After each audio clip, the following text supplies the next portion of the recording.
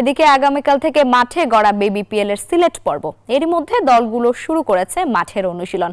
সেখানে রয়েছেন সহকর্মী শুভ দেবনাথ। শুভ, সিলেটের দর্শকদের মধ্যে বিপিএল নিয়ে কতটা উন্মাদনা দেখছেন?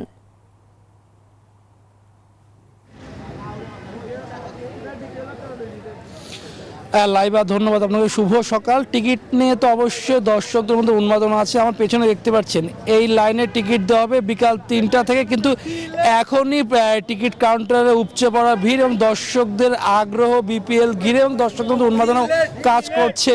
টিকিটটা তারা নিবেন, মাঠে বসে খেলা দেখবেন। আমরা জানতে চাই আপনি কখন এসেছেন এবং কার খেলা দেখতে মুখিয়ে আছেন? ওকে, হ্যালো এভরিওয়ান, আসসালামু আলাইকুম। This is your Nabir and welcome to our news 24। So আজকে আপনারা দেখতে পারেন সিলেট ক্রিকেট স্টেডিয়ামে আছি আমরা সবাই। এখানে হাজারো দর্শকের ভিড়। ভাই, ইংলিশে মারতাম না সিলেটি মারতাম? সিলেটি মারতাম।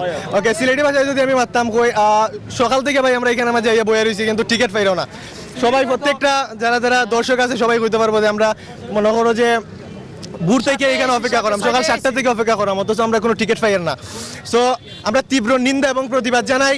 এটার একটা মানে কিলা কইতাম ভাই, এই মানে অভিযোগ। মাশরাফিকে কতটা মিস করছেন? মাশরাফি তো সিলেটে ঘরের ছেলে, বেশ কিছুদিন ধরে মাশরাফি সিলেটে খেলছিল, বাট এবার তিনি খেলতে পারছেন না যে কোনো কারণে। হ্যাঁ, স্পেশালি বলতে গেলে আমরা তো সিলেটের মাটিতে দাঁড়িয়ে মাশরাফিকে খুব বেশি মিস করছি, যেহেতু এইবারের বিপিএলটা টোটালি ডিফারেন্ট হতে চলেছে। সেই হিসেবে আমরা বলতে চাই মাশরাফিকে অনেক অনেক বেশি মিস করছে সিলেটবাসীরা। সো যেখানেই মাশরাফি থাকুক না কেন আমরা অনেক অনেক মিস করছি।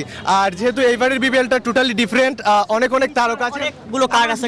টিকিটটা আপনারা খুব শুনতে পাচ্ছিলাম, যদি বলতেন যে কি ক্ষোভটা আপনার মধ্যে কাজ করছে। এইটাই আমার আশা সিলেটবাসীর জন্য। আমরা যে টিকিটগুলো আমরা কাউন্টার থেকে সবগুলা টিকিট আমরা যোগ করতে চাই। কোনো বেলাকালাস থেকে আমরা 200 টাকার টিকিট 500 টাকা দিয়ে আমরা কোনো সময় চাই না। আমরা এটাই সিলেটবাসীর। শুনছিলেন তারা ব্ল্যাক কার্ডদের কাছ থেকে টিকিট কিনতে চান না, যে অনলাইনভাবে টিকিট দেওয়া হচ্ছে সেটি যেন অব্যাহত থাকে এবং সকলের জন্য ভালোভাবে, অর্থাৎ মাঠে বসে খেলা দেখতে পারে, কাউন্টার থেকে টিকিট কিনে, এটি তাদের আগ্রহ এবং ইচ্ছাও। এই ছিল সিলেট থেকে আমার কাছে এখন পর্যন্ত সর্বশেষ। শুভ, ধন্যবাদ আপনাকে।